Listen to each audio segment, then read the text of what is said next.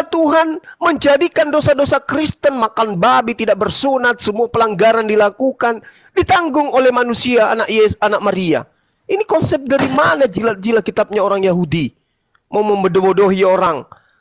Tuhan sendiri telah menimpakan kepadanya kejahatan kita sekalian. Loh, kejahatan Bani Israel itu ditimpakan kepada siapa? Lembu, jantan, tuyul.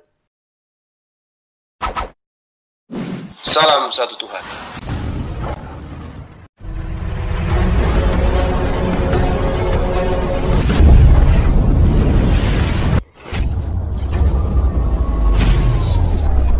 Ya, pengantar ini singkat, para sahabat. Dukung semua ya, sahabat-sahabat kita, channel Bensa News Muslim.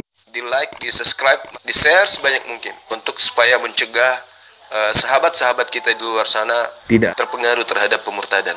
Semoga Allah memberikan selalu sikap istiqamah. Salam satu Tuhan, Allahu Akbar.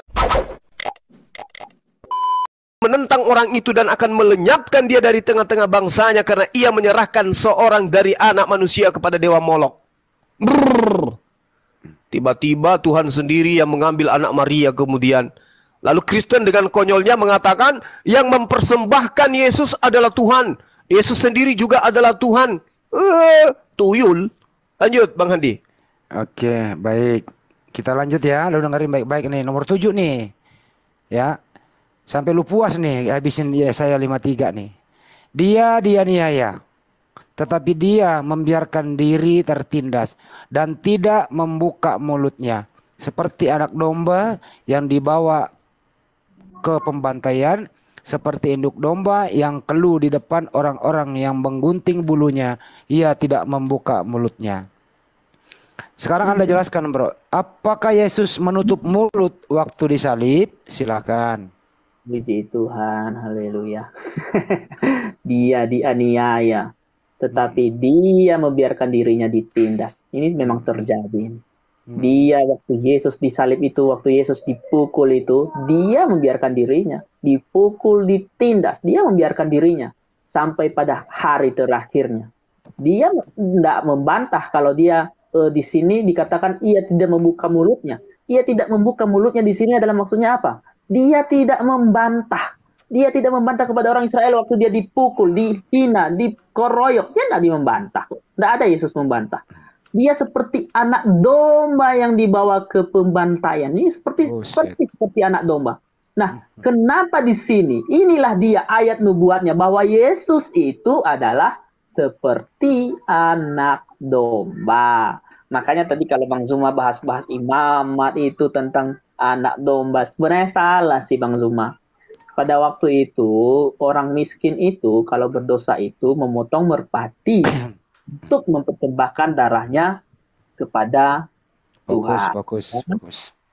Merpati kok. Jangan kira saya tidak paham. Saya ini sudah baca Kejadian sampai Wahyu. Cuman saya bukan seperti orang Muslim yang menghafal. Saya tidak menghafal. Kalau saya menghafal itu semua, tentunya saya tidak sampai Wahyu dong. Berapa kali itu? Sampai 4-5 kali. Jadi di situ yang disembelih itu adalah merpati bagi orang miskin. Bagi orang sederhana pada waktu itu adalah kambing domba. Bagi orang kaya pada waktu itu adalah sepi lembu. Baru tadi yang dikatakan Bang Zuma itu kalau per kelompok juga adalah lembu dan sapi. Itu benar itu. Jangan kira saya tidak tahu. Justru dari situlah.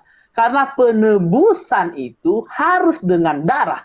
Makanya Tuhan kami, YHWH yang maha mulia, yang maha agung dan maha perkasa, memberikan anaknya kepada kami, yang dimana dirinya sendiri disalibkan. Karena mengapa? Seandainya kalau Tuhan menghapus dosa manusia itu secara cuma-cuma, oh, tidak usah pakai darah, berarti Tuhan itu pembohong. Kenapa saya katakan Tuhan itu pembohong? Katanya penghapusan dosa dengan darah. Kok lalu tiba-tiba tinggal dihapuskan begitu saja? Makanya saya berpikir kepada umat muslim, kenapa umat muslim itu setiap meminta pengampunan dosa tidak pernah potong sapi lembu ya? Aku kan heran juga. Karena hukum Taurat ini kan adalah Alkitab pertama sekali. Sebelum Injil, sebelum Quran bahkan sebelum Injil lebih dulu daripada Al-Quran pun bahkan ini adalah sudah ada. Kenapa tiba-tiba sekarang ada malah penebusan pemotong dengan ini? Nah, justru itu karena Bang Zuma tadi membahas-bahas itu, bahwa harus penebusan dengan darah, Tuhan menyatakan bahwa dia tidak pernah berbohong. Dia adil. Bahwa kalau penebusan dengan darah, ya darah. Makanya Tuhan menepati janjinya. Itulah keadilan Tuhan. Bahwa Tuhan tidak pernah berbohong. Jadi dia mengumpamakan dirinya di sini adalah seperti domba. Ya, seperti domba. Jadi Tuhan Yesus kami tidak pernah salah. Jadi ia tidak membuka mulutnya. Kenapa ia tidak membuka mulutnya? Bukan berarti dia tidak membuka mulutnya, tetapi dia tidak membantah. Ketika Raja Herodes menyalibkan, dia tidak membantah. Setelah kesalibkan, dia tidak membantah kok. Oke, baik. Jadi menurut Anda, Yesus tidak membuka mulut dan tidak membantah. Dia dibantai seperti anak domba di pembantaian. Betul Yesus dibantai ya? Seperti anak domba, betul? Bang, gak usah ditanyakan lagi lah. Oke, betul. Nah, ngomong betul dulu baru ke Bang Juma. Artinya Tuhan Anda itu dibantai seperti, dengerin dulu, dengerin. Iya. Dengerin dong moderator. Nanti habis ini baru Anda ngomong lagi sekali baru ke Bang Juma. Dengerin dulu. Berarti Anda setuju Tuhan Anda itu tidak membuka mulutnya, dia dibantai seperti binatang. Betul apa betul? Iya. Oke, betul. Oke, diam. Silakan Bang Juma. Tuhan dibantai seperti binatang. Silakan Bang Juma. Padahal dikatakan inilah anakku yang kukasihi. Bagaimana mungkin anak dikasihi diserahkan untuk dibantai? Ada asar. Sekarang tadi Anda melakukan kebohongan di dalam Yesaya 53 nomor 5 dengan mengatakan original teksnya bukan kata diremukkan di situ. Itulah tabiat kalian, pendusta, penipu dan penyesat. Yang ada di sana itu kata daka. Daka itu artinya meremukkan atau remuk atau hancur lebur. Diremukkan, diinjak-injak, dipijak-pijak. Itu yang dimaksud daka. Original teksnya begitu, manuskrip tertuanya itu mengatakan itu. Jangan kau berdusta di sini. Kemudian jika Anda mengambil data nomor 7, dia dianiaya, tetapi ia membiarkan dirinya ditindas. Bagaimana Anda mengatakan dirinya ditindas? Di dalam Matius 26, Yesus berkata dengan lantang, "Sangkamu aku ini perampok apa? Maka kamu datang nangkap dengan pedang dan pentungan untuk menangkap aku. Padahal tiap-tiap hari aku duduk mengajar di bait Allah dan kamu tidak menangkap aku." Katanya diam, membiarkan dirinya ditindas dan tidak membuka mulutnya. Baru mau ditangkap aja udah teriak. Sedangkan ketika kemudian dia ditampar di Yohanes 18 nomor 23, Yesus berkata, "Jikalau kataku itu salah, tunjukkan mana salahku. Tetapi jikalau kataku itu benar, mengapa engkau menampar aku?" Dasar tuyul penipu. Lalu dikatakan ia tidak membuka mulutnya. Lalu yang teriak-teriak itu, "Eli, Eli, kenapa kamu lama sekali?" Eli, Eli, kenapa lama sabaktani? Itu siapa yang teriak itu? Siapa yang teriak? Banyak cerita, pendusta. Yesus itu protes di dalam Matius 26. Protes kepada orang-orang yang ingin menangkapnya. Yesus merasa heran kenapa beliau ditangkap, sementara beliau tidak pernah melakukan kejahatan. Pekerjaan beliau hanya mengajar di bait Tuhan, bait suci. Lalu kenapa kemudian ditangkap seperti teroris? Kenapa ditangkap sebagai penjahat? Kenapa ditangkap sebagai perampok? Renungkan itu. Ini nubuatan tidak cocok dengan Tuhan kau itu yang kau persembahkan kepada dewa Molok. Asal-asal aja ambil kitabnya orang. Yesus membantah. Sangkamu aku ini, apa kamu pikir ini aku ini penyamun apa? Sehingga kamu itu datang untuk menangkap aku. Membawa pedang lagi, bawa pentungan lagi. Untuk apa? Padahal tiap hari kau lihat aku mengajar di bait suci. Tapi kenapa kau tidak nangkap saya? Emang saya ini pencuri, ini maling? Jadi kamu itu mengambil data di kitabnya orang Yahudi untuk mencocokkan Tuhanmu yang kau persembahkan kepada dewa Molok itu nggak nyambung. Di dalam Matius 26 nomor 64. Yesus jawab, "Engkau telah mengatakannya, akan tetapi aku berkata kepadamu, mulai sekarang kamu akan melihat anak manusia duduk di sebelah kanan yang maha kuasa dan datang di atas awan-awan di langit." Ini maksudnya apa? Hah? Itu maksudnya apa?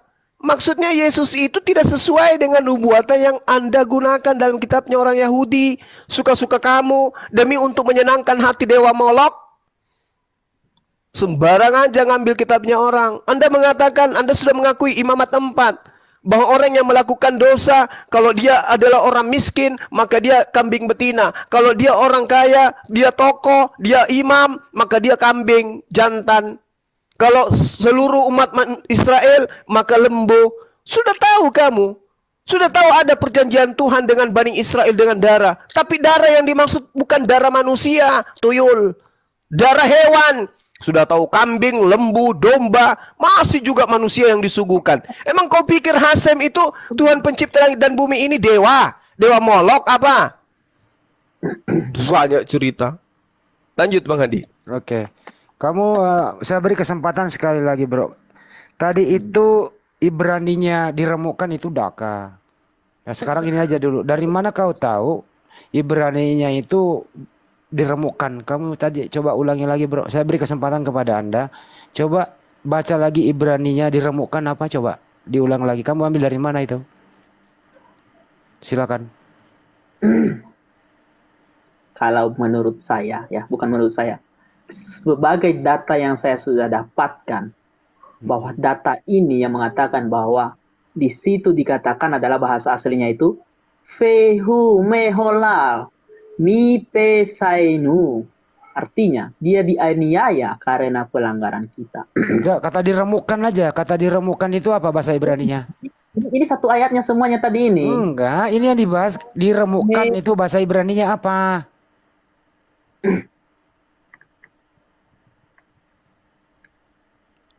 Diremukkan itu Ibraninya apa? Kata Bang Juma tadi itu daka.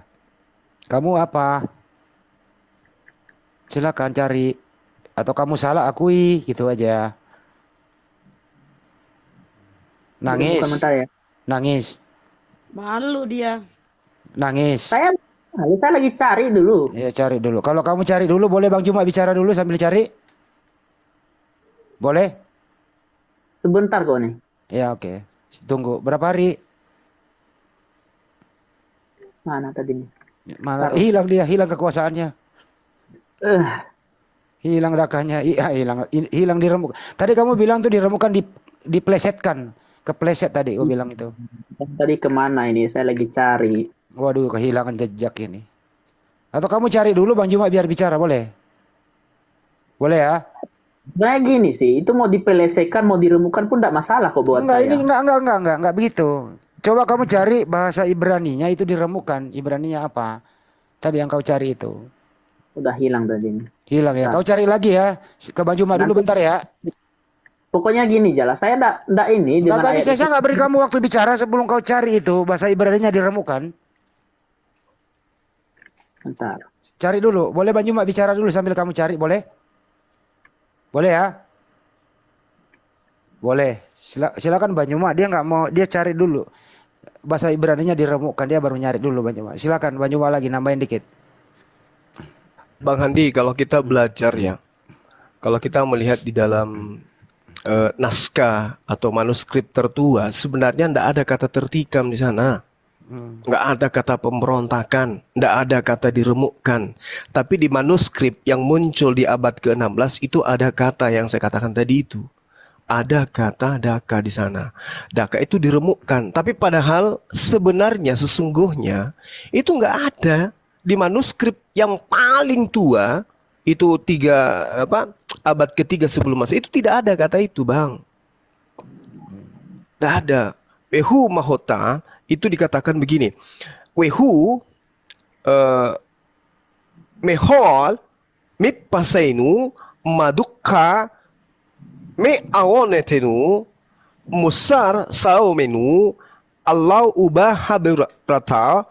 Kemudian dikatakan nirfa lanu. Itu tidak ada kata ditikam, nggak ada. Diremukkan nggak ada. Nggak ada, Bang. Yang ada cuma dikatakan tapi dia terluka untuk pelanggaran kita. Dia memar untuk kesalahan kita. Hukuman untuk kedamaian kita di atas dengan garis-garisnya, maka sembuhlah kita. Tidak ada itu, Bang. Jadi mereka menerjemahkan kitab Yesaya 53 ini sesuai dengan selera mereka, Bang. Supaya nanti dicocok-cocokkan dengan kitab perjanjian baru. Supaya dianggap bahwa yang diceritakan di Yesaya 53 itu untuk Tuhan mereka yang dipersembahkan kepada Dewa Molok. Begitu Bang Handi. Oke, baik. Nggak ada, itu tipuan aja itu. Oke, baik. Bro Nias, kamu udah dapat Ibraninya diremukan apa? Iya, itu namanya Payaf Gihau. Giyahu, Payaf Giyahu. Yang secara harafiah berarti dipukul atau diserang atau berasal dari kata dasar paga yang berarti memukul atau menyerang. Itu dia, Bang. Makanya dikatakan dipelesetkan. Jadi Nggak ada itu Bang Handi, nggak ada. Nggak ada. Kata diremukan itu daka. lucu dia ini. Belajar di mana? Kan saya sudah memberikan data, udah. Ya, diremukan dalam bahasa Ibrani apa? Ini kan tadi saya sudah kasih tahu, Bang. Ini mana Iya. tadi? Apa? Apa yang kau sampaikan itu? Payaf Giyahu. Apa? Payaf Giyahu. Oh, ya. Di mana kamu bacanya itu? Kamu baca di mana? Silakan lanjutkan. Ini saya cari ini. Oh, baru melalui- cari, baru dia Di cari. kanak-kanai. Di kanak-kanak baru dia cari. Kalau kamu belum ketemu jangan ngomong dulu. Masa sudah ketemu Kalau di terjemah- original teksnya manuskrip tertua itu meduka. Meduka. Meduka itu artinya memar. ini. Yang penting Atau ada yang menggunakan kata daka, artinya diremukkan atau remuk, hancur lebur. Ayo Nenek kita- kiper lah kau. Udah, lanjut Bang Handi. Iya, kayak ini. Coba. jangan lagi. Udah mulai bahaya ini soalnya. Enggak, kamu cari dulu, Bro. Ini kita sebelum Iya, lanjut. karena sudah mau masuk di ayat nomor 8, nomor 9, nomor 10 mencret kau di situ. Kalau kita berangkat saya kalah di situ, udah saya kalah gitu. Lanjut Oke, ayatnya. mengakui kalah di sini. Oke, baik. Kalah dia di sini. Lanjut ke nomor 8. Ah, Oke, lanjut ke nomor 8 ya.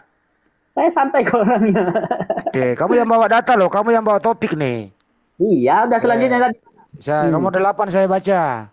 Sesudah penahanan dan penghukuman, ia terambil, dan tentang nasibnya, siapakah yang memikirkannya?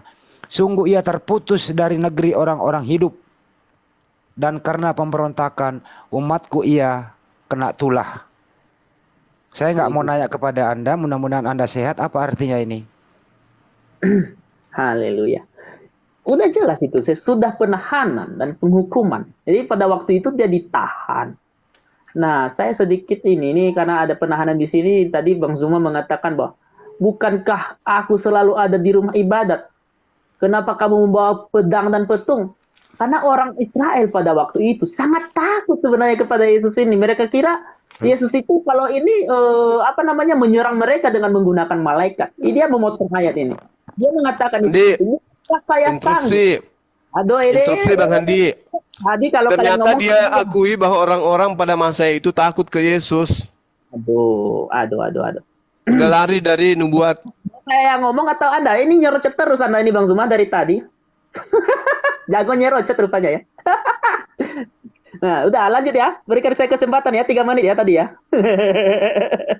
Haleluya, Yesus Kristus. Ada yang udah mulai goyah ini. Sesudah penahanan dan penghukuman ia terambil.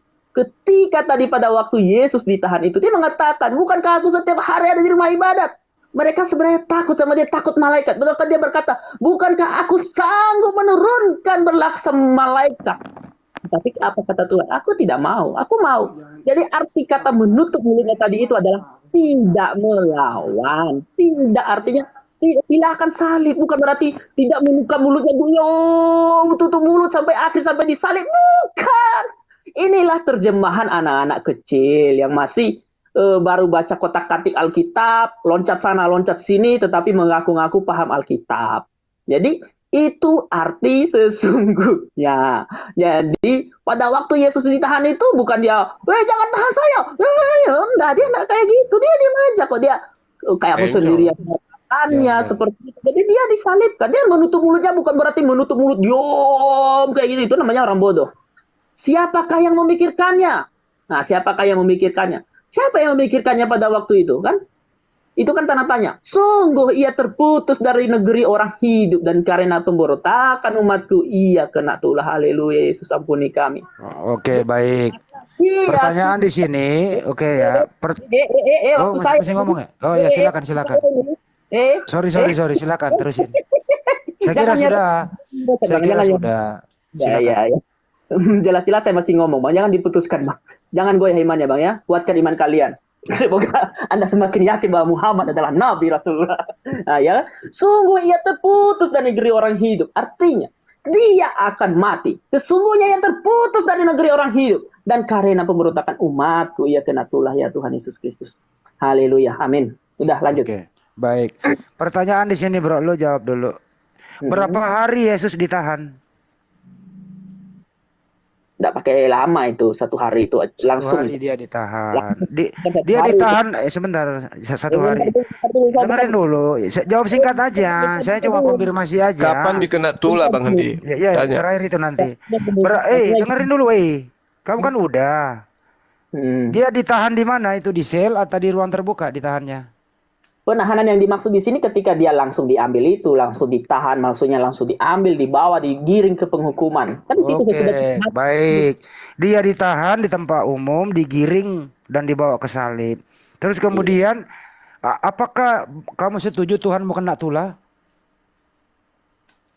karena di situ kan dikatakan iya kena tulah. Kena tulah. Berarti Tuhan mau kena tulah, setuju? Iya, setuju. Oke, Itu ayat. baik. Udah, stop, udah. Artinya Iya. Tuhanmu ditahan, diseret, ditahan ke salib, kemudian Tuhanmu kena tulah. Oke? Iya, Baik. Silakan Bang Nyoba. Tuhan kena tulah. Monggo. Dia nggak paham apa itu tulah. Tulah itu wabah penyakit, virus, bakteri. Itu yang dimaksud dengan tulah.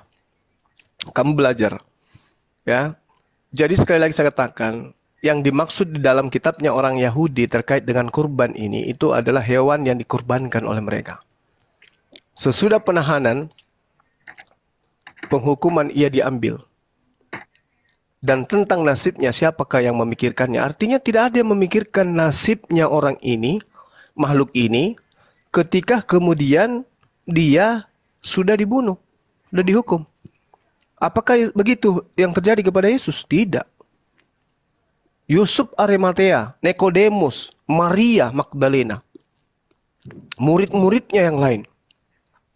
Begitu gurunya meninggal, mereka sibuk kemudian menghadap ke Pilatus untuk menurunkan jenazah Yesus. Kena enggak? Sesudah penahanan dan penghukuman, ia terambil, dan tentang nasibnya siapakah yang memikirkannya? Maria pada hari Minggu subuh gelap itu datang ke kuburannya membawa rempah-rempah untuk meminyaki Yesus. Kena enggak dengan data ini? Sungguh ia terputus dari negeri orang-orang hidup, dan karena pemberontakan umatku ia kena tulah. Hayo. Yesus katanya hidup di dalam perut bumi katanya. Yesus hidup, dia pergi memberitakan Injil ke dunia orang mati, ke alam barzah. Hayo. Berarti dia tidak terputus. Dia tetap hidup dia. Terus dia kena tulah. Sejak kapan Yesus kena tulah? Yang kena tulah itu adalah hewan korban. Binatang-binatang yang dikorbankan itu kena tulah. Itu baru cucok. Jadi kamu jangan asal-asalan. Jangan kamu mau menipu dengan mengambil kitabnya orang Yahudi untuk mendudukkan ajaran Dewa Molok. Jangan. Mau sampai sekuat apapun Anda untuk kemudian mengambil kitabnya orang Yahudi mencocokkan ajaran paganisme yang mempersembahkan manusia untuk dewa, itu tidak akan cocok. Semua dari data nomor 1 sampai data nomor 8, satu pun tidak ada yang cocok untuk Yesus. Semua saya bantah dengan data. Paham? Maria subuh-subuh datang mengambil ke kuburan Yesus. Berarti dikatakan nasibnya siapakah yang memikirkannya? Oh, ternyata semua orang memikirkan dia. Hayo. Jadi Anda keliru. Ya, segeralah bertobat kalau masih bisa. Silakan Bang Handi. Oke, terima kasih. Di sini jelas di sini ya, saya coba memperkuat. Tuhannya ditahan, kemudian Tuhannya kena tulah. Enggak apa-apalah Tuhan kena tulah. Enggak mau Iya, dombanya pikirin. ditahan, Bang. Udah, Dombanya ditahan. kamu diam dulu, saya mau baca ini. Saya cuma meresume aja supaya jelas gitu loh ya. Ke nomor 9, jangan ketawa. Tuhan kena tulah kau ketawa. Nah, saya enggak ketawa di firman Tuhan ya, kok saya cuma ketawa sama orangnya. Iya, jangan kau menertawakan Tuhanmu kena tulah. Ya, saya Mestinya tidak kok menertawakan Tuhanku. Lanjut, lanjut, lanjut. ya udah diam dulu. Tuhan kena tulah kok kamu ketawa. Nomor Salah. 9. Orang menempatkan kuburnya di antara orang-orang fasik dan dalam matinya ia ada di antara penjahat-penjahat sekalipun ia tidak berbuat kekerasan dan tipu tidak ada dalam mulutnya begitu. Haleluya, haleluya, Sepertanyaan haleluya, selanjutnya, dari haleluya. mana Anda tahu Hmm. kalau ada penjahat-penjahat satu kubur sama Yesus? Silakan dijawab. Haleluya, haleluya, Yesus, haleluya. Orang menempatkan kuburnya di antara orang fasik. Orang menempatkan kuburnya di antara orang fasik. Kenapa? Karena pada waktu Yesus setelah meninggal itu, kalau ini dikatakan domba, sangat lucu sekali. Dombanya dikubur ya Tuhan Yesus. Pelecehan ini. Aduh, orang menempatkan kuburnya di antara orang-orang fasik. Sedangkan domba yang dimaksud oleh Bang Zuma yang terhormat bagi orang Muslim adalah orang menempatkan kuburnya. Sedangkan domba itu setelah diambil darahnya, dimakan kok. Lalu dikubur ya. Oh, nyambung dia, nyambung. Sangat nyambung. Terima kasih Bang Zuma. Orang menempatkan kuburnya di antara orang-orang fasik. Artinya di sini, dia sama seperti orang-orang biasa. Orang-orang fasik. Di sekitar orang Israel pada waktu itu kan orang fasik itu. Kuburannya kan dengan orang-orang fasik. Jadi, dan di dalam matinya, ia ada di antara penjahat-penjahat. Kenapa dia dikatakan di antara matinya, ia ada di antara penjahat-penjahat? Jelas. Itu di kayu salib itu ada Petrus orang Kirene dan ada juga satu lagi yang dimana di antara salah satunya diselamatkan dan di antara salah satunya nggak diselamatkan. Kalau ini dikatakan untuk domba, haleluya, haleluya, haleluya buat orang tersebut. Jadi dikatakan di sini, sekalipun ia tidak berbuat kekerasan, dia tidak membuat kekerasan pada waktu itu dan dia tidak ada salah dan tipu tidak ada di dalam mulutnya. Jadi walaupun dia tidak melakukan kekerasan, tidak ada tipu muslihat, mungkin domba bisa menipu, bisa juga membuka berbicara kali ya. Jadi sangat lucu sekali kan, sangat lucu sih bagi saya dan bagi orang Kristen semuanya. Tetapi bagi orang Muslim ini adalah penghinaan bagi, tidak apa-apa sih. Namanya juga kita berbeda pandangan. Jadi kalau dikatakan adalah anak domba tadi, kuburnya itu di dalam perut kali ya. Untuk orang-orang fasik. Itu sih jawaban saya. Terima kasih. Haleluya. Oke. Yesus. Haleluya. Baik, di kantor sekali lagi ya. Apakah ini lucu kalau Tuhanmu itu dikubur sama penjahat? Lucu atau tidak? Enggak lucu. Saya lucu sama orangnya aja. Orang-orang yang berdiskusi ini. Berarti Tuhanmu pernah terkubur sama penjahat ya? Iya, udah jelas ke di situ. Saya enggak membantah. Oke, baik. Berapa hari Tuhan mau mati dikubur? Mau nanya itu terus lagi. Lanjut ya ayatnya. Lanjut. Nah ini saya tanya dulu sebelum ke Banjuma. Kan 3 Tuhanmu hari. dikubur sama penjahat berapa hari? Iya, udah 3 hari. 3 Udah. hari. Terima kasih. Silakan Banjuma. Gitu Tuhan dikubur sama penjahat. Silakan. Baik. Jadi ini adalah apa ya? Hanya untuk orang-orang bahlul aja yang bisa percaya ya. Orang menempatkan kuburnya di antara orang-orang fasik. Ini bohong. Dan dalam matinya ia ada di antara penjahat-penjahat. Ini juga bohong. Penipuan. Original teksnya di situ jelas dikatakan asir. Asir itu bukan penjahat, Bang Handi. Asir itu adalah orang kaya. Kenapa dikatakan penjahat-penjahat? Karena di dalam kitabnya mereka dijelaskan bahwa Yesus itu disalibkan dan dikuburkan di antara orang jahat. Padahal di dalam original teksnya sama sekali tidak menyinggung orang jahat, sama sekali tidak menyinggung orang fasik. Yang dikatakan di sana adalah orang kaya. Wayiten et resaim gibrowa et asir. Asir itu orang kaya. Dimakamkan di antara orang-orang kaya, bukan dimakamkan di antara penjahat-penjahat. Ini penipuan. Penipuan ini, Bang. Lalu kemudian yang tertera di dalam Yohanes 19 nomor 41, Dekat tempat di mana Yesus disalibkan ada suatu taman, dan dalam taman itu ada satu kubur baru yang di dalamnya belum pernah dimakamkan seseorang. Jadi Yesus itu tidak dimakamkan di orang banyak, di pemakaman umum, enggak. Padahal orang menempatkan kuburnya di antara orang-orang fasik, padahal di sini di antara orang-orang kaya. Hayo. Nah, lalu kemudian dikatakan tipu daya tidak ada dalam mulutnya. Ini bullshit. Tipu dayanya Yesus di mana? Pada saat dia mengatakan dalam Matius 26 nomor 29, aku tidak akan minum anggur lagi sampai sampai nanti aku meminumnya di kerajaan surga. Itu penipuan. Di mulutnya dusta. Kenapa dusta? Karena ternyata dalam Yohanes 19:30 jelas dikatakan dia minum anggur. Sesudah Yesus meminum anggur asam itu, berkatalah ia sudah selesai, maka matilah dia. Penipu. Di mulutnya penuh dusta. Matius 5 dia katakan bahwasanya di Lukas 16 dia katakan lebih mudah bumi dan langit lenyap daripada setitik hukum Taurat itu batal. Efesus 2 nomor 15, dengan matinya Yesus di atas tiang salib, Yesus telah membatalkan hukum Taurat beserta segala ketetapan yang ada di dalamnya. Penipu, pendusta, pembohong.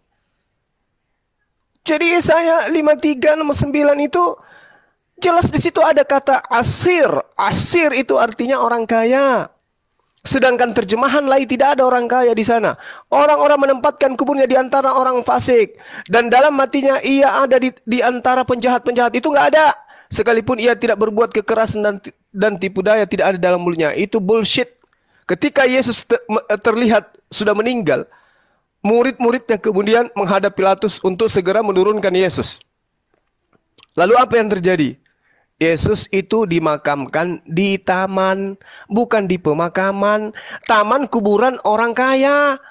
Yesus dimakamkan tidak dimakamkan di pemakaman umum, tapi di sebuah taman. Dan ini jelas sekali bahwa poin penting dan harus digarisbawahi bahwa nubuat yang ditulis Yesaya adalah orang yang ditempatkan kuburnya di antara orang-orang fasik, dan Yesus tidak dikuburkan di antara kuburan siapapun. Hayo, mau nipu apa lagi? Tertawa-tertawa cengengesan kayak gitu menertawakan dirimu sendiri. Semua dusta yang kau lakukan itu terbantah oleh kitabnya Yahudi. Kau hanya menggunakan terjemahan olahan tadi pagi yang dibikin oleh lembagamu. Sementara yang mempunyai kitab tidak memahami seperti itu. Makanya belajar original text supaya jangan kau dibodoh-bodohi oleh penghulu oleh tokoh-tokoh agamamu. Ya. Mulut Yesus itu penuh dusta. Dialah orang yang paling dalam siksaannya nanti di neraka. Kenapa? Dia sendiri mengatakan dalam Matius 5 nomor 19, barang siapa yang meniadakan setitik meskipun yang paling terkecil dalam hukum Taurat, maka dia akan dan mengajarkan kepada orang lain, maka dia akan menempati tempat terendah di dalam kerajaan surga, kerajaan langit alias neraka. Dia membatalkan semuanya untuk orang-orang Kristen ini. Bani Israel kagak, sunat kagak, dia malah mati demi untuk orang-orang itu. Itu tipuan semua itu, Bang Hadi. Penipuan, ini pembodohan, hanya orang-orang yang bodoh dan fasik yang mau percaya. Silakan, Bang. Ya. Konfirmasi sekali lagi, Bro. Yesus itu dikubur terpisah atau bareng sama penjahat? Pada di situ Asher itu orang kaya. Kamu dari mana tahu ada penjahat? Coba kau lihat original teksnya dulu, Bro. Sebelum kau ngomong cari original teksnya di situ. Apakah benar orang kaya atau penjahat? Silakan. Abang ini menyusahkan atau gimana? Kalau dari tadi kita ngambil saya kan belum mempersiapkan original teksnya, kan? Belum mempersiapkan original teksnya. Jadi ya kalau abang berkata seperti itu ya nggak bisa. Kalau kayak gitu berarti mau nunggu dulu debat ini, diskusi ini. Tetapi kalau berdasarkan data yang saya lihat melalui internet, bahasa aslinya itu adalah Hafon, Et Kifro Ayen, Resa Im, Fe'et Asir Bemoutaf. Artinya, mereka menempatkan kuburnya dengan orang jahat, dan pada kematiannya ia bersama-sama dengan orang kaya. Yang artinya, tadi Pak Zuma tidak mengakui bahwa itu adalah manusia. Tetapi sekarang dia sudah menyebutkan kubur. Ntar dulu, ini cuma konfirmasi aja nih. Di situ orang kaya apa penjahat? Di sini dikatakan adalah orang kaya sih. Jadi bukan penjahat. Di sini dikatakan bersama kematiannya dengan orang kaya. Oke, berarti salah terjemah Bang Juma. Bener Bang Juma. Akui dulu kesalahanmu bro. Akui dulu kesalahanmu. Bukan penjahat tapi orang kaya. Mereka menempatkan kuburnya dengan orang jahat, ya, orang jahat. Dan pada kematiannya ia bersama-sama dengan orang kaya. Begitu dia. Oke, Bang Juma bisa direspon lagi orang kaya dan orang kaya dan orang kaya Tomalasa. katanya. Tomalasa. Hmm. Lu diam dulu Bang Juma, lagi giliran Bang Juma yang meluruskan kau. Kamu Silakan, menggunakan bahasa apa tadi itu? Ibrani Terserah atau bahasa Yunani? bahasa Ibrani. Ibrani. Itu adalah terjemahan Indonesia yang diibranikan. Bukan dari kitabnya Nabi Musa yang menjadi kitab yang diimani oleh Bani Israel hari ini. Ya, berikan saya datanya juga, Bang. Ya, lihat aja di manuskrip kitabmu. Asir itu artinya orang kaya dan kamu sudah akui kan? Ya iya, Kamu tapi kan saya kamu sudah- akui kan? Kamu akui Iya. kan? Nah, Iya, sekarang Yesus itu dikuburkan di antara penjahat berdasarkan kitabmu yang tertulis di dalam Matius, ya. Itu Matius 27, Markus 15, Lukas 23, Yohanes 19 itu disalibkan di tengah-tengah penjahat atau disalibkan di tengah-tengah orang kaya? Jawab Di dulu, sini bro. kan aslinya ini Dikuburkan. menempatkan kuburnya dengan orang jahat dan pada kematiannya ia bersama-sama dengan orang kaya. Udah.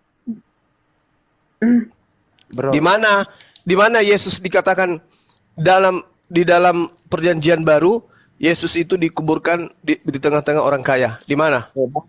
Yusuf itu adalah orang kaya itu yang menyediakan kubur untuk Yesus. Saya tanya di mana di dalam kitabmu dikatakan bahwa Yesus itu dikuburkan di antara orang kaya. Ayo. Kuburan Yesus itu adalah Yusuf dari Arimatea, orang Iya. Kalau itu yang saya tanya, di mana Yesus itu dikuburkan di tengah-tengah orang kaya? Di mana? Udah, itu jawabannya. Mana Kau cari data, bro. Jangan ngarang. Nah, itu jawabannya. Mana dalilnya Yesus dimakamkan di tengah-tengah orang kaya? Mana? Loh, saya kan sudah jelaskan itu ayatnya. Mana? Yesus itu dikatakan disalibkan di tengah-tengah penyamun, penjahat. Betul atau tidak? Oke, sekarang begini, Anda mengakui ini adalah kubur kan? Iya, makanya ndak nyambung kan? Nah, sekarang mana Yesus itu dikubur di mana? Di tengah-tengah penjahat? Saya balik nanya dulu, domba dikubur ya? Jangan alihkan topik, jangan Iya, alihkan topik. domba dikubur, memang betul. Memang apa masalahnya? Emang kamu pikir domba itu tidak dikubur, dibiarkan saja terbengkalai setelah dikurbankan begitu? Setelah disembelih dibiarkan saja gitu? Setelah darahnya dipercikkan itu tidak dikubur? Hah? Dikubur kan? Domba Ya, tidak pernah sama. dikuburkan Ini- itu. Siapa bilang? Siapa bilang? Ada yang dibakar, ada yang ditumpahkan darahnya, ada yang dibakar, ada yang apalagi ada yang dimakan dan tidak semuanya dimakan. Apa kamu pikir isi perutnya itu dimakan semua? Yang dibakar itu lemaknya, Pak Ustadz. Lemaknya, kulitnya, dagingnya, tainya. Ada, jangan kau ajarin saya. Ya, ada dikubur, udah. Kembali ke topik dulu. Nenekmu kiper. Kembali ke topik, kamu cari data di mana Yesus dikubur bersama orang kaya. Ya saya moderator ini dengerin dulu, kalau kamu nggak bisa udah lanjut. Kalian mau terima atau enggak terserah kalian, udah. Dengerin gitu. dulu moderator. Dalilnya diminta. Yesus dikubur di tengah-tengah orang kaya. Mana dalilnya? Ya itu. Kita ini kan sedang membahas. Kalian mau terima atau enggak terima, sudah kan gitu. Enggak, begini dengerin dulu makanya. Di mana dalilnya? Sia-sia Yesus dong waktu kita. dikubur. Yesus Dialog sama orang dikubur. seperti Anda kalau gitu. Yesus Udah lah. dikubur. Oh, dengerin dulu saya ngomong, moderator ini ngomong. Di mana dalilnya Yesus itu dikubur di tengah-tengah orang kaya? Di mana? Yang dimaksud di situ adalah di tengah-tengah orang kaya. Kenapa disebut di tengah-tengah Ya orang kaya? datanya mana? Dalilnya mana? Ya, itu kan Yusuf Arimatea itu orang kaya, udah jelas dari tadi saya katakan. Apakah Yesus dikubur bersampingan dengan Yusuf Arimatea? Yo, kita belum tahu tepatnya seperti apa. Nenekmu kiper. Banyak belum cerita, nipu Kau aja belum terus tahu, dari tapi tadi. kau sok tahu. Orang Kau seperti sunat Anda. dulu lah baru dialog. Saya orangnya sifatnya tidak mau ngarang-ngarang. Apa yang ada saya katakan. Saya lebih daripada itu dari si Ah, iblis. kan dikatakan kuburnya dikubur di antara orang-orang kaya. dalam matinya ia ada di antara orang kaya. Mana? Yo kan orang-orang yang membunuh dia itu kan maksudnya yang mati di kayu salib itu kan orang-orang pencuri itu kan mungkin saja orang kaya itu. Oh, mungkin Tapi saja. nubuatannya di sini jelas tertulis matinya ada di antara penjahat-penjahat. Iya, kan benar itu kan matinya di antara penjahat-penjahat kan apa lagi? Tetapi di dalam kitabmu Perjanjian Baru Yesus di tengah-tengah penjahat-penjahat, betul atau tidak? Yo ya kan di antara juga itu di antara penjahat-penjahat juga. Di antara penjahat-penjahat atau tidak di dalam Perjanjian Baru? Di antara penjahat-penjahat itu jelas kan di tengah- Oke, nggak usah terlalu kayak wanita kali kau ngomong. Lalu kemudian di dalam Yesaya 53 nomor 9, di situ orang kaya atau penjahat-penjahat? Penjahat-penjahat setelah Nenekmu kiper, penipu. Asyir orang kaya, Bro. Aduh. Kau sendiri yang baca tadi katakan orang kaya kok jadi penjahat. Dasar penipu. Sekarang kan Kamu itu korban dewa Molok itu kau. Aduh, kamu nggak sadar dari tadi kau pelintir kitabnya orang, kau putar-putar kitabnya orang sesuka kamu. kalah saya. Mentang-mentang di Perjanjian Baru itu di tengah-tengah penjahat, kau rubah juga Asyir itu menjadi penjahat, padahal Asyir itu orang kaya. Iya, kayak kalah saya Bang Zuma. Udah lanjut. Bukan masalah kalah atau menang, ini masalah kebenaran. Kebenaran itu harus ditegakkan meskipun pahit. Karena begini, kebenaran itu suruh orang yang menilai, bukan Anda yang menilai, suruh orang yang menonton Orang kita kau ini. sudah mengakui kalah kok. Ini belum dinilai ada sudah ketahuan Anda nipu. Gimana ceritanya? Saya kalah. Udah terakhir Bang Handi, Tidak terakhir sampai selesai kita. Tidak ada istilah terakhir. Kan Kalau- satu data lagi tuyul. Emang Yesaya 53 itu sampai ayat keberapa menurutmu? itu tetapi Tuhan berhendak merembukan dia. Lanjut. Ntar dulu. Meremukkan tadi kan tidak ada datanya diremukkan tuyul. Belum selesai ayatnya Pak Bos. Jadi kali ini kau mengaku kalah ya di sini ya. Betul. Dengerin dulu. Saya Udah Di datang mana ngomong Yesus dulu, woi. diremukkan? Di mana Yesus diremukkan? Lihat ayatnya apakah sudah selesai sampai Dengerin di dulu sebelum lanjut. Dengerin dulu. Kamu kali ini mengaku kalah lagi gitu? Hah? Betul. Kamu mengaku kalah kali ini? Betul. Laut. Hah? Iya. Ulang, saya kalah. Coba diulang. Saya kalah udah. Pintar. 2-0. Bukan lagi 2-0, 7.000 kosong. Iya, udah. Terserah kok. Orang kok yang menilai di sini yang ada Ya, di orang sini. kamu yang mengaku kalah, masa orang yang menilai kok? Ya sudah. Emang kamu paksakan orang yang menilai. Ya kalau kamu sudah mengaku kalah, ya orang pasti menilai kau kalah. Ya Angkat udah. bendera dia. Angkat Gimana bendera. sih? Ada nggak bendera warna hijau di situ? Nah, lanjut. Jangan takut dengan ayatnya. Jangan takut. Lanjut. Jangan takut nanti goyain kalian. Oke. Lanjut. Lanjut ya. Iya lanjut. Udah kalah ketawa. Biasanya orang kalah itu nangis. Tuh, kamu sepertinya nggak waras deh. Orang kalah itu nangis, bukan ketawa. Saya datang ke sini membahas ayat kok. Coba Anda siapkan dulu karung basah. Iya. Ya, Bang. Udah. Bukan kalpanak ya, Bang. Kalau panas diminum dia tuh. Lanjut ya. Baju masih bisa lanjut kan nih Baju nih? Kayaknya Kalau gimana mau ini? dilanjut sampai selesai atau sampai ayat 10 aja bisa aja Bang. Orang ini sudah nangis dia. Itu 3 ayat lagi Bang Zuma. Jangan takut Bang Zuma. Sampai Itu 3 data nomor 10 aja. itu Anda mulai lari. Bang Juma dibilang lari. Kamu yang kalah kok yang lari saya. Apa ini? Lagi. Udah mengaku dirinya kalah, mengatakan orang lari. Itu, Ya, biasanya itu orang yang kalah yang lari. Lanjut, kita bahas selanjutnya. Jangan takut. Jangan Kok jadi saya yang takut? Iya, jangan takut. Lanjut. Ayo, lanjut. Kalau Iya. takut, lanjut. Gitu.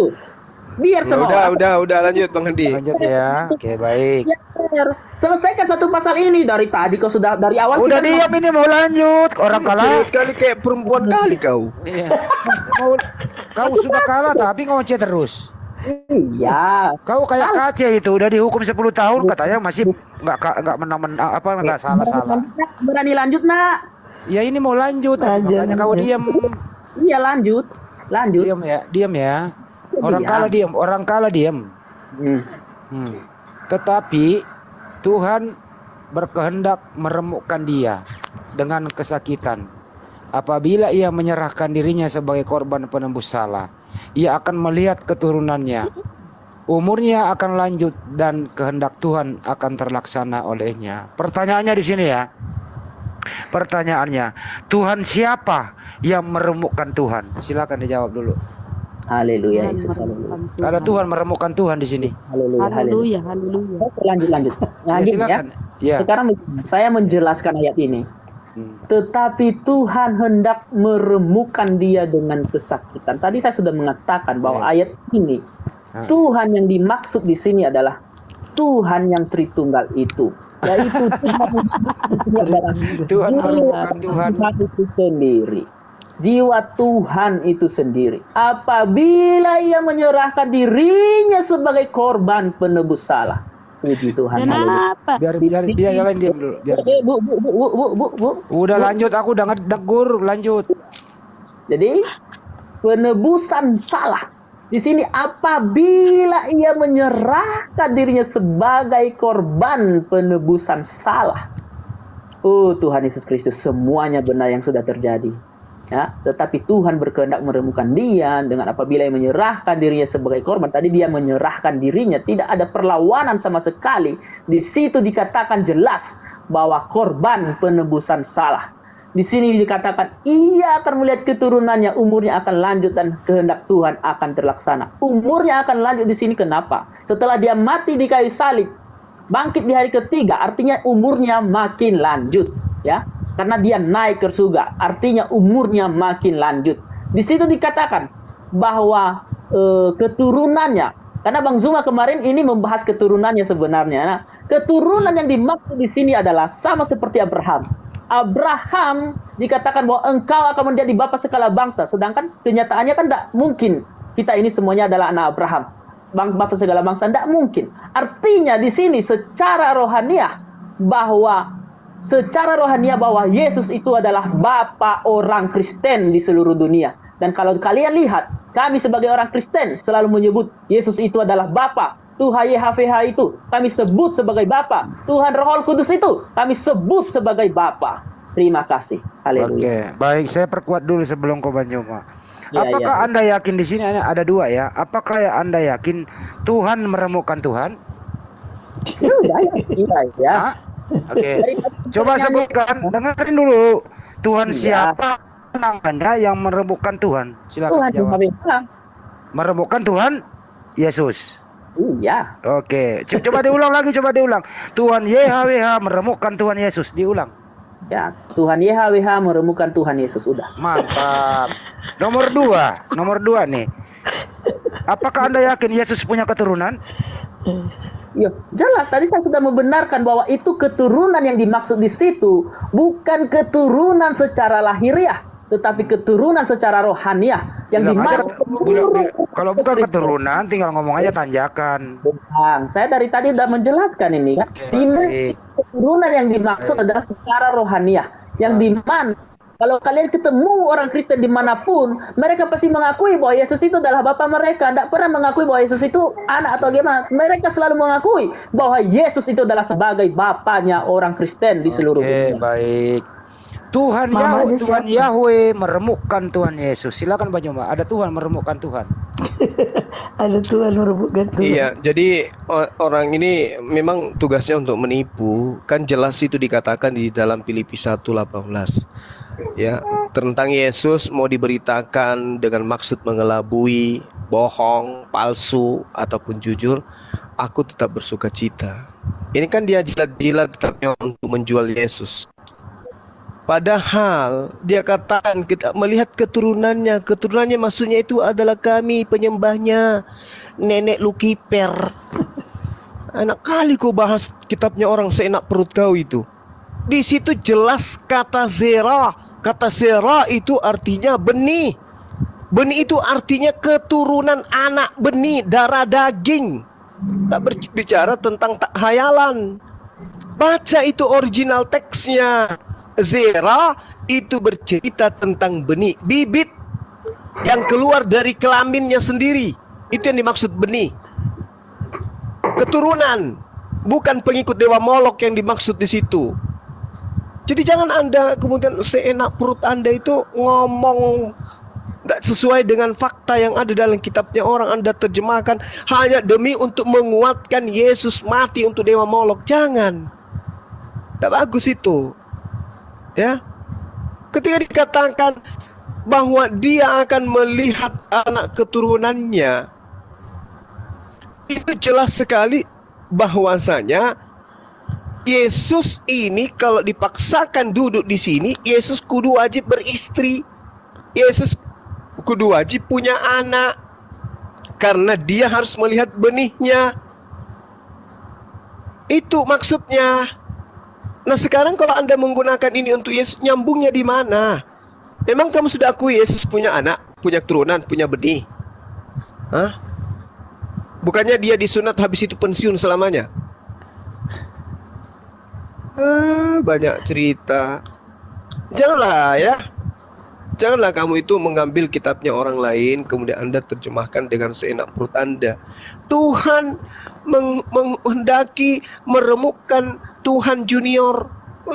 Sejak kapan Yesus diremukkan? Tadi kan kita sudah membahas. Di data nomor 3-nya tidak ada Yesus itu diremukkan. Kepleset. Tidak ada Yesus itu ditikam di original teksnya.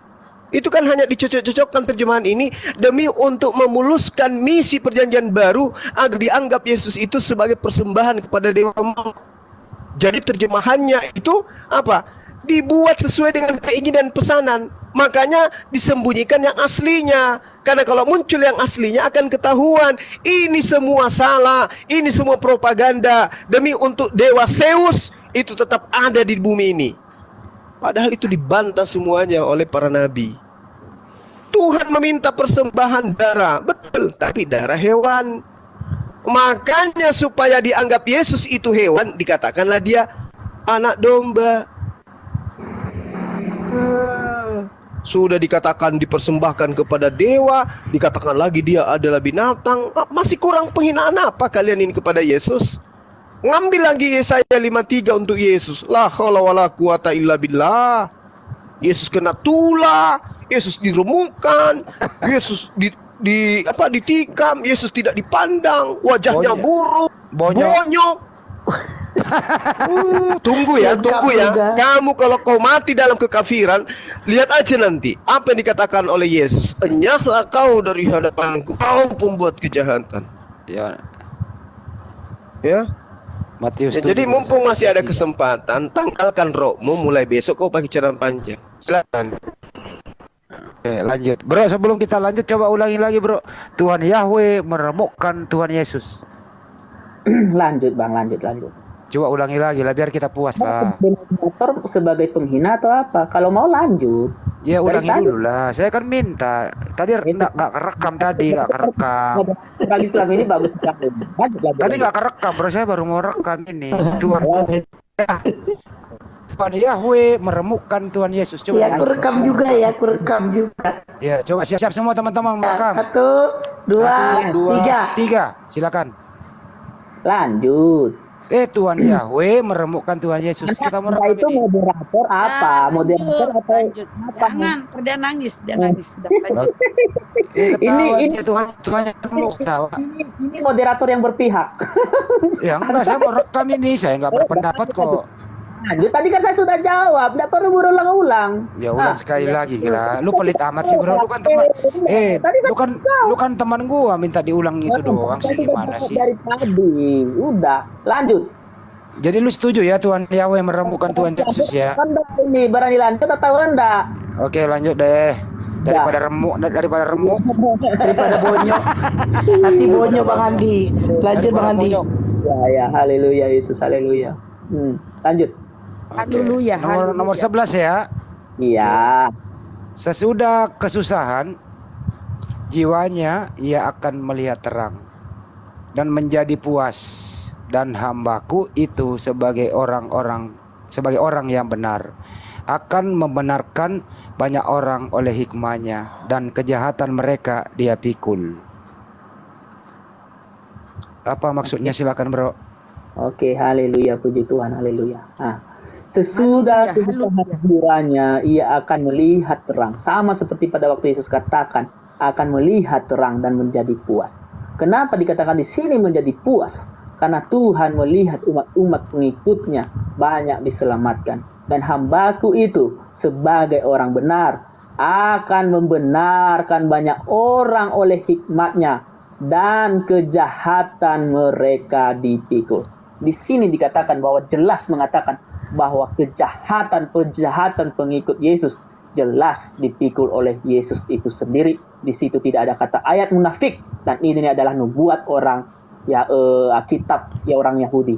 Nah, dari tadi Bang Zuma selalu membahas ini adalah kitabnya orang Yahudi, ini adalah kitabnya orang Yahudi. Tetapi perlu digarisbawahi bahwa sebelum ada Al-Quran, sebelum ada kitab Injil, ayat ini sudah ada jauh sebelum ada Yesus. Jadi Bang Zuma secara tidak langsung telah menghina, telah menginikan Taurat itu sendiri, telah mencela Taurat itu sendiri. Tetapi tidak apa-apa sih, santai aja, karena memang begitu. Kenapa kami tidak boleh memakai kitab Yahudi? Sebenarnya bagi kami, membaca Al-Quran pun, membandingkan Al-Quran pun, menjadikan pedoman kami Al-Quran itu pun tidak masalah. Karena kenapa? Pedoman kami bukan munafik, bukan, ini kitabnya Yahudi kita tidak bisa. Tidak. Tetapi kami sebagai orang Kristen melihat apakah itu benar atau tidak. Itu adalah jiwa kami. Bukan menginikan, ini dari Arab, ini dari Yahudi. Tidak. Tetapi perlu dilihat bahwa ini adalah kitabnya orang Yahudi. Jadi kalau dikatakan di sini dikasih rekayasa dari mana, Pak? Rekayasa dari mana? Ini ayatnya orang Yahudi juga sampai sekarang ini. Jadi ya sungguh kasihan sekali. Oke, terima kasih. Sesudah kesusahan jiwanya, ia akan melihat terang. Jadi kami sebagai orang Kristen telah melihat terang itu. Dan kalau Bang Zuma katakan besok saya harus bertobat, terima kasih Bang Zuma buat doanya. Doakan saya terus. Mudah-mudahan saya percaya kepada keyakinan Anda. Karena saya suka didoakan. Karena kenapa? Kalau saya didoakan berarti orang tersebut mengasihi saya. Terima kasih Bang Zuma. Haleluya. Sebentar ya, sudah ya. Bang Juma silakan Bang Juma. Seperti orang ini lagi sakit.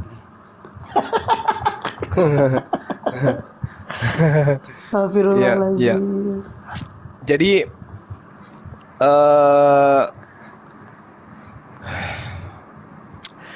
apa yang tertera di dalam ayat atau nomor ke-11 ini ya,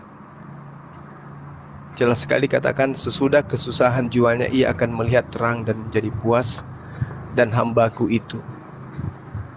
Jadi kalau ini adalah Yesus, maka saudara Kristen harus mengakui bahwa Yesus itu adalah hamba Tuhan. Itu sudah cukup bagi kita untuk mematahkan argumen mereka yang selalu mengatakan Yesus itu adalah Tuhan.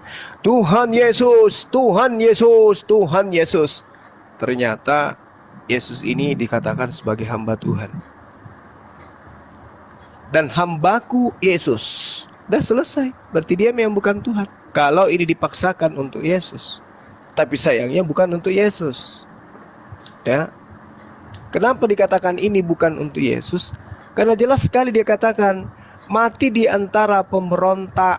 Itu di data nomor 12-nya. Iya kan? Di dalam maut dikatakan bahwasanya di dalam maut ia menanggung. Di dalam maut, dan karena ia terhitung di antara pemberontak-pemberontak. Sejak kapan Yesus itu tampil sebagai pemberontak? Ini bukan untuk Yesus ini. Jelas sekali bukan untuk Yesus, tapi dipaksakan untuk Yesus.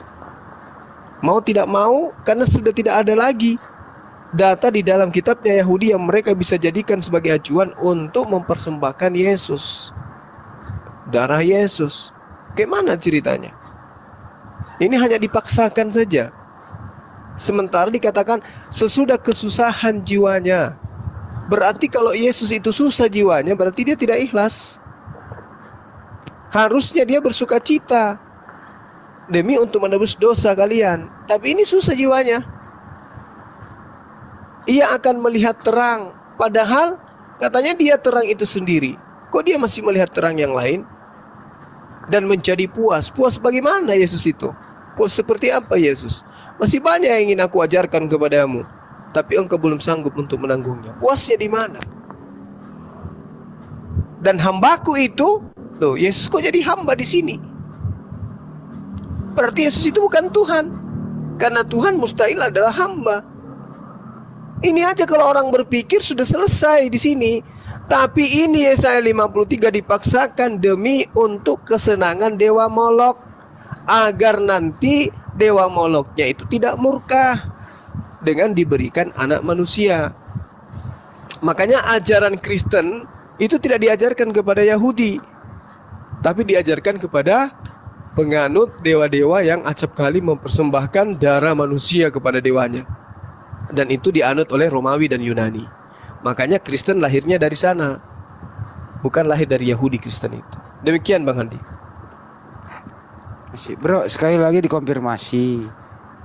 Apakah kamu setuju Tuhan Yesus hambanya Tuhan Yahweh? Setuju atau tidak? Setuju, jangan. Setuju. Jadi Tuhanmu diperhamba oleh Tuhan Yahweh ya. Iya begini Bang. Ya, coba diulang dulu, nggak usah begini. Coba diulang. Tuhan Yesus hambanya Tuhan Yahweh. Saya mau rekam, diulang coba. Anda mau menjebak atau mau mendengar? Enggak, ini kan terjelas di sini. Yesus itu hamba oleh Tuhan Yahweh. Cuman hamba, Yesus itu hamba, nabi, rasul, anak domba, anak, dan juga Bapa. Itu dia sebutan Yesus. Jadi Tuhanmu hambanya Tuhan Yahweh, betul? Iya, termasuk hamba. Memang panggilannya hamba. Coba diulang dulu tuh. Coba diulang Tuhan Yahweh, Tuhan Yesus hambanya Tuhan Yahweh. Saya mau rekam. Ya, lanjut. Diulang dulu atuh ah. Enggak, jangan ini. Tuhan, kalau saya jawab berarti Tuhan Yesus adalah hambanya Tuhan Yahweh. Tuhan Yesus begitu dong. Udah itu dong. Udah saya rekam. Tuhan Yesus adalah nabi, Tuhan Yesus adalah rasul. Udah. Oke, sebentar di kantor Bang Joma lagi ya. Dia Bang Joma, stop dulu. Bang Joma dia udah akui bahwa Tuhannya diperhamba oleh Tuhan Yahweh. Silakan Bang Joma. Iya, kan memang begini, Bang. Ya. Di dalam nubuatan Yesus bahwa Paulus ini akan mendirikan sebuah sekte, sebuah agama. Dan agama yang dimaksud Yesus di situ adalah agama Nasrani. Nasrani ini adalah akar dari Kristen. Dan dikatakan oleh Yesus bahwa pengikut Paulus ini 2 kali lebih jahat daripada Paulus itu sendiri. Ya, Yesus itu diajarkan oleh Paulus adalah Tuhan. Tapi Paulus tidak menyembah Yesus. Paulus justru menyatakan dirinya setara dengan Yesus. Bahkan setara dengan Bapa itu sendiri. Paulus tidak menyembah Yesus. Tapi sejahat-jahatnya Paulus dalam hal ini, Kristen 2 kali lebih jahat. Karena Paulus sudah mengakui bahwa aku menjerat engkau dengan tipu daya. Di dalam 2 Korintus 11 dia sudah mengakui bahwa aku berkata bukan firman Tuhan, tapi sebagai orang bodoh yang berkeyakinan. Dia sudah akui, aku menjerat engkau dengan tipu daya dalam kelicukanku dan seterusnya. Dia sudah akui. Bahkan Paulus tidak pernah berpikir sedikit pun kalau karangannya ini akan menjadi buku suci. Tidak pernah berpikir. Kenapa? Karena dia hanya menulis surat. Dia tidak pernah pikirkan kalau suratnya ini kelak akan menjadi buku panduan bagi orang-orang berpikir lemah. Tidak pernah berpikir. Makanya Yesus menubuatkan dari Matius 23 nomor 15 bahwa orang yang ditobatkan oleh Paulus akan menjadi orang neraka dan 2 kali lebih jahat dari Paulus itu sendiri. Nah, inilah buktinya. Tuhan memiliki Tuhan. Tuhan memiliki hamba di mana hamba itu adalah Tuhan itu sendiri. Inilah bukti bahwa 2 kali lebih jahat. Dan betul di dalam 1 Korintus 4 nomor 10, Kristen bodoh karena menuhankan Yesus. Itu sudah terbukti hari ini, malam ini. Katakan Tuhannya satu, tapi yang terjadi ketika dia membahas kitabnya orang lain, orang Yahudi, Tuhan ya kemudian menganiaya, mempersembahkan Tuhan junior, Tuhan senior, kemudian mengutus Tuhan junior untuk menjadi tebusan bagi manusia berkulub. Ini ajaran apa ini, Bang? Ini ajaran Dewa Molok yang membunuh akal manusia. Silakan. Baik, kita lanjut ya. Ini terakhir 12 ya. Ya, sip. Okay, Thank you. Baik. Sebab itu aku akan membagikan kepadanya orang-orang besar sebagai rampasan. dan ia akan memperoleh orang-orang kuat sebagai jarahan, yaitu sebagai ganti karena ia telah menyerahkan nyawanya ke dalam maut. Dan karena ia terhitung di antara pemberontak-pemberontak, sekalipun ia menanggung dosa banyak orang dan berdoa untuk pemberontak-pemberontak. Kamu aja dulu yang terangin, kok banyak banget sih pemberontakan di sini. Kamu aja dia ngomong, bro, silakan. Ya. Sebab itu aku membagikan kepadanya orang-orang besar sebagai rampasan, dan ia akan memperoleh orang-orang sebagai jarahan, yaitu sebagai ganti karena ia telah menyerahkan nyawanya ke dalam maut, dan karena ia terhitung di antara pemberontak-pemberontak, sekalipun menanggung dosa banyak orang, sekalipun menanggung dosa banyak orang, sekalipun menanggung dosa orang banyak. Nggak usah pakai eho kalau ngomong, sekali aja. Untuk pemberontak. Jadi di sini jelas, sekarang ini kan sudah jelas ini ayat ini bahwa orang Kristen itu pemimpin di seluruh dunia ini. Kenapa? Contoh, Amerika Serikat ditakuti kok Amerika Serikat itu. Kan dia mana Kenapa siapa? Amerika dibawa-bawa sih? Stop, jangan Amerika dibawa-bawa, nggak ada urusan. Ya, ya itu maksudnya dari ayat sini bahwa orang Kristen itu akan menjadi pemimpin.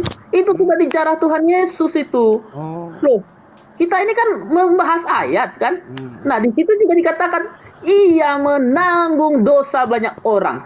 Karena tapi kalau domba itu disembelih itu cuma menanggung satu dosa. Tetapi di sini dikatakan menanggung dosa orang banyak. Ada rampasan itu, ada rampasan. Apa itu artinya rampasan? Kemudian saya membahas ketika tadi Bang Zuma katakan bahwa rampasan di sini adalah rampasan itu maksudnya adalah dari orang yang berdosa menjadi orang yang dirampas oleh Tuhan, yang dimana mereka sudah tidak berdosa lagi menjadi kudus di hadapan Tuhan. Sebagai jarahan, ada lagi jarahan. Iya, itulah dia maksudnya. Nah, kemudian saya membahas tentang Bang Zuma tadi, kalau walaupun tidak sesuai Nggak usah konteks itu, ini aja dulu, jangan usah itu, ini aja dulu kelarin, nomor 12. Bolehkah membahasnya kan? Enggak, 12 dulu kelarin. Habis Bang Zuma baru lagi. Tidak boleh. Ini waktu saya loh. Iya, nomor 12 kau selesaiin dulu. Waktu saya, ini waktu saya. Tinggal hati-hati Bang Handi digigit. Kemudian Galak ya. dikatakan adalah Paulus, selalu dikatakan Paulus. Saya tidak mau bahas Paulus, Bang. Kalau Anda bilang dia palsu, oke lah palsu, silahkan. Tetapi Bang, bukti sejarah manapun bisa membuktikan bahwa Petrus ini mati, murid-murid Yesus ini mati karena mereka memberitakan firman Tuhan bahwa Yesus itu adalah Tuhan. Itu sejarah mencatat, bukan cuma saya yang mencatat. Dan itu adalah murid Yesus. Apakah saya harus mendengar? Pelan-pelan saja. Saya lebih mendengarkan yang itu murid Yesus itu sendiri, bukan Anda. Kayak Yesus, suara yang mana bulu ini ya. Petrus, Yudas, Yakobus, itu Yohanes itu adalah murid langsung daripada Yesus itu sendiri, juga menuhankan Yesus sebagai Tuhan. Bukan cuma Paulus. Dan ketika itu juga mereka Petrus dan Paulus ini bertemu kok. Kalau seandainya Paulus ini adalah orang jahat, tentunya Petrus ini marah sama Paulus. Tapi di situ mereka malah sepakat sama-sama memberitakan Injil. Di mana itu kalau tidak salah itu di Kisah Para Rasul pasal 15, mereka sepakat di situ saling bersaksi bahwa Yesus itu adalah Tuhan. Jadi itu adalah fitnah, sangat memfitnah bahwa Paulus itu adalah pengikut apa tadi, dewa apa tadi itu, ya terserah dia. Dewa Amor.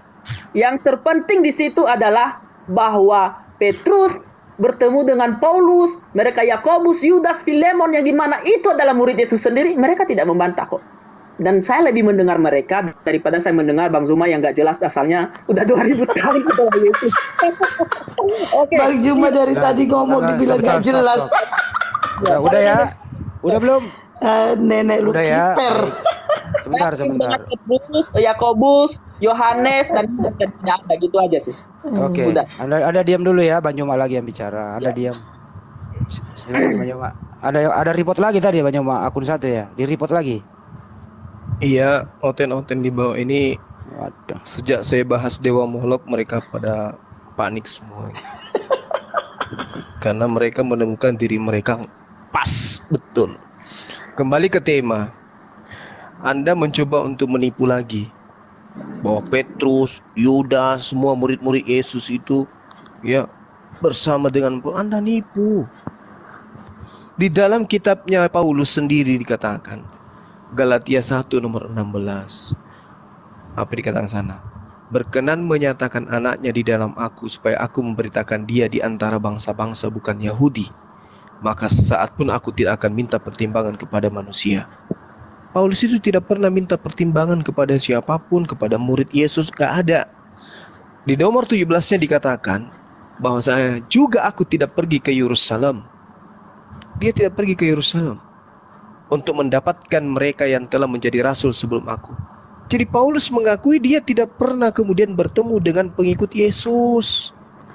Tetapi aku berangkat ke tanah Arab dan dari Arab kembali lagi ke Damsyik.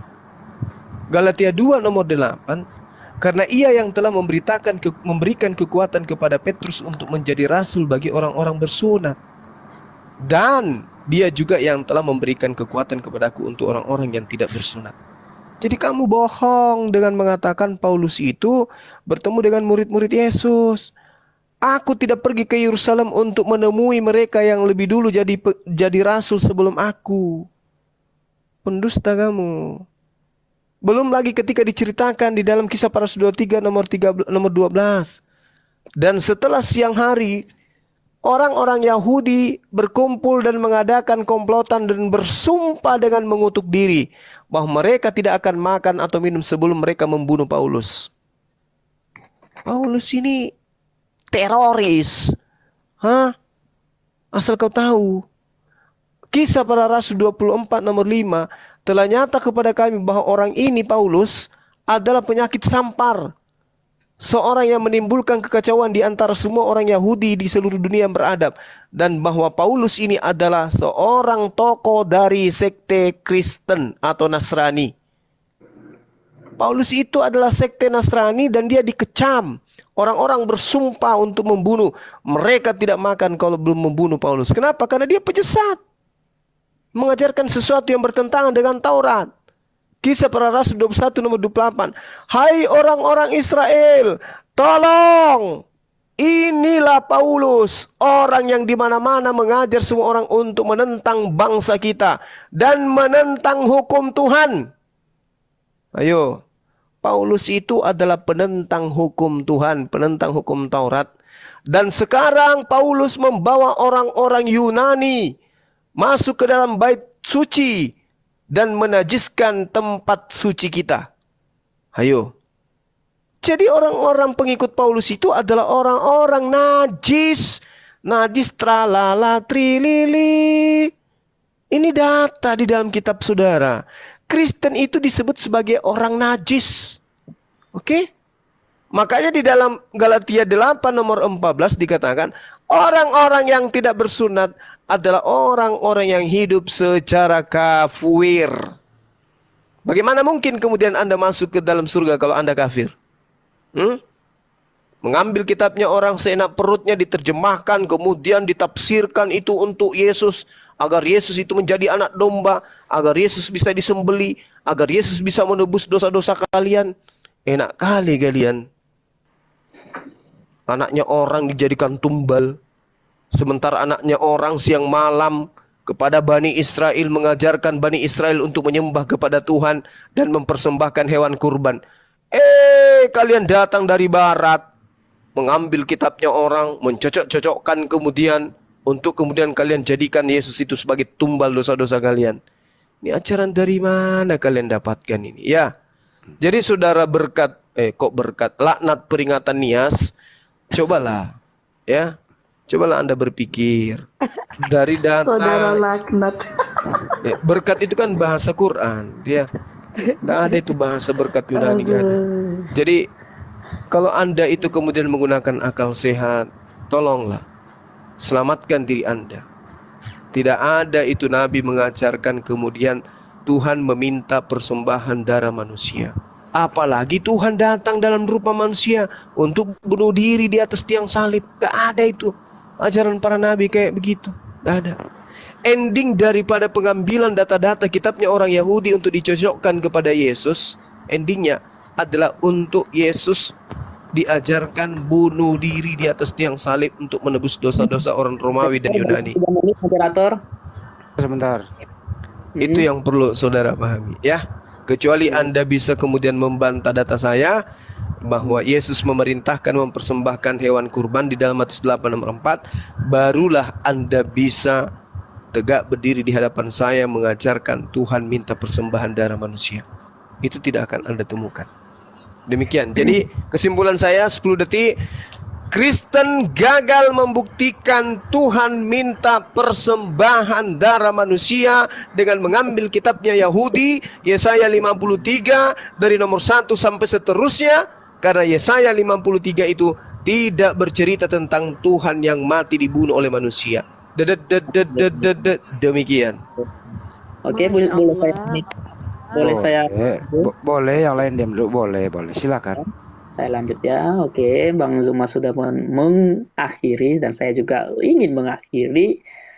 Saudara-saudara Muslim dan saudara-saudara Kristen, kalian sudah melihat diskusi kami dengan Bang Zuma dan kalian sendiri menilai saya kalah 2-0 ya. Diakui. Orang-orang ya, Ngaku juga kalah ya. iya, saya orangnya jujur, Kak. Saya orangnya jujur. Mantap. Ya, saya kalah 2-0 dan Anda sendiri yang menilai setelah itu kekalahan saya itu seperti apa. Kemudian Yesus dibonyok diakui ya. Biarin dulu. Diakui. Saya, Kak, saya selalu menghargai kalian loh.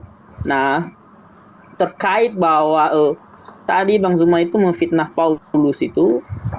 Paulus itu yang dikatakannya itu nampak sekali kalau Bang Zuma ini membaca Alkitab loncat-loncat, tidak sistematis sehingga dia tidak mengetahui secara aslinya bahwa itu adalah sebelum Paulus bertobat. Dia menceritakan dirinya sebelum dia bertobat. Nah, tetapi setelah dia bertobat, dia bertemu kok dengan murid Petrus itu. Ada teman-teman semuanya nanti silakan buka Kisah Para Rasul pasal 15. Di situ ketemu kok semua rasul-rasul di situ. Saya potong dikit, bro, izin. Yesus pernah ketemu Paulus nggak? Ya, di situ ketemu kok mereka Petrus. Waktu saya Bang Zuma, waktu saya. Nah, ini moderator yang motong dikit. Ya, moderator, dengerin dulu moderator. Oke. Rasul pasal 15. Dengerin dulu, moderator motong. Kan giliranmu nanti nggak apa-apa kok dipotong dikit. Waktu saya dulu. Iya, saya mau nanya, apakah Yesus pernah ketemu Paulus? Waktu saya gitu. Iya, nanti kau pakai lagi nggak apa-apa. Kan lah gitu. Cuma Bang Zuma dipanggil sayang. Bang Zuma normal tahu. Ntar. Apakah Paulus pernah ketemu Yesus? Nanti saya lagi menjelaskan ini. Anda usah dulu Anda berkata seperti itu. Saya lagi menjelaskan. Oh iya, jelaskan. Petrus bertemu dengan Paulus dan kesaksian yang Bang Zuma katakan itu tadi sebelum. Ingat bahwa keselamatan itu bukan ditentukan oleh awal, tetapi ditentukan oleh akhir. Yang dimana pada akhirnya Paulus pun dibunuh demi memberitakan Yesus sebagai Tuhan. Dan kalau kalian melihat itu di Katolik Roma itu bahwa Petrus pun dibunuh di sana, itu sejarah itu membuktikan. Itu sejarah, bukan saya yang ngomong ya. Bahwa mereka Petrus, mereka Yakobus itu kasihan sekali. Mereka dibunuh karena menuhankan Tuhan Yesus. Jadi saya bukan berkata omong kosong, itu sejarah. Dan kalau kalian tidak percaya bahwa Paulus pernah bertemu mereka Petrus, silakan buka di dalam Kisah Para Rasul pasal 15. Di sana jelas-jelas mengatakan bahwa mereka Petrus itu dan Paulus itu saling memberikan kesaksian. Mereka sama-sama memberikan kesaksian. Mungkin Bang Zuma kurang loncat-loncat kali kan, karena cuma mencari-cari kesalahan Alkitab, ya begitulah. Jadi terima kasih buat teman-teman, buat yang ada di rumah. Kembali lagi, mau Muslim maupun Kristen, silakan kalau mau menjadi panduan kalian, silakan baca Yesaya 15, terserah kalian. Mau kalian katakan itu bukan nubuat Tuhan Yesus, mau katakan itu bukan nubuat Tuhan Yesus, terserah. Silakan baca Yesaya 53, kalian mempunyai logika dan kalian mempunyai iman. Oke? Terima kasih. Saya di sini sudah kalah 2-0 sama Bang Zuma. Haleluya. Ya, baik. Jadi setelah kita membaca Yesaya tadi, moderator simpulkan.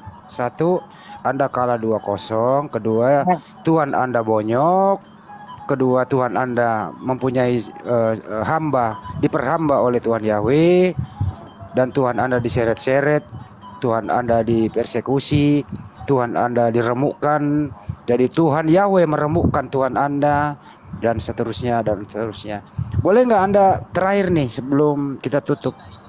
Boleh ya? Dikit ya. Itu Paulus itu matinya seperti apa, Bro? Udah, lanjut aja. Ya, saya tanya Anda dulu sebelum Paulus itu matinya seperti apa? Berarti saya harus menyiapkan data dulu. Udah selesai. Saya udah mengakhiri kok. Saya kira apa tadi? Kalau bertanya lagi berarti melanjutkan itu. Kalau Nggak begitu bakalan- silakan Anda meninggalkan arena dulu. Terima kasih atas kunjungan Anda ke Oke. room yang baik ini. Semoga Tuhan Yesus memberkati Anda. Oke, terima kasih Kak Hos, terima kasih Bang Zuma. Mohon maaf kalau ada kata-kata saya yang salah dan inilah Oke, saya juga kalau ada candaan yang berlebihan ya. sama Mohon maaf. Mungkin saya kalau ada juga minta maaf. Pada akhirnya tujuannya adalah untuk menyelamatkan kita dari Ya. kesesatan kan. Terima kasih. Subhanakallahumma bihamdi asyhadu alla ilaha illa anta astaghfiruka wa atubu ilaik. Salam tauhid, salam satu Tuhan. Jayalah Islamku, jayalah Indonesiaku merdeka. Assalamualaikum warahmatullahi wabarakatuh.